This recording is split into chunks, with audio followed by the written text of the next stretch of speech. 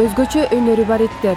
Бул күчүктөр Калифорнияда өткөн дүйнөлүк иттер арасындагы серфинг чемпионатына катышууда. Бул иш-чара 2002 жылдагы Blue Crush тасмасынан чыккан демилге боюнча болуп жатат. Бул мелдешке адамдар да, күчүктөр да келди. Күчүктөр толкунда канчалык көп көтөрдү?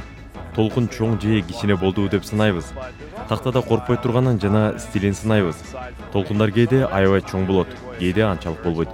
Ар бир күчүктүн тактада турушу бири-биринен айырмаланат. Ар түрдүү стиль жана ыкмалар бар. Абдан кызыктуу. Мелдешке катышкан күчүктөрдүн бири Бенс болду. Ал дүлөй болуп төрөлгөн. Мен аны 2 айлык кезинде багып алгам. 4 айлык кезинде суунун жээгине келе баштадык. Ошондо ал башка серферлердин такталарына секирип ойной баштады. Мен ошондо серфингди жактырган жокмун. Күчүгүм болсо ар бир тактага секирип, серфингди жакшы көрө баштады. Ошондо анан эгерде күчүгүмө серфинг жакса, анда мен да үйрөнөйүн деп чечтим.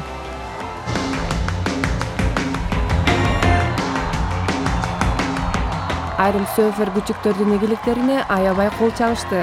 Иш-чарадан түшкөн акча күчүктөр менен иштеген кайрымдуулук уюмдарга берилет.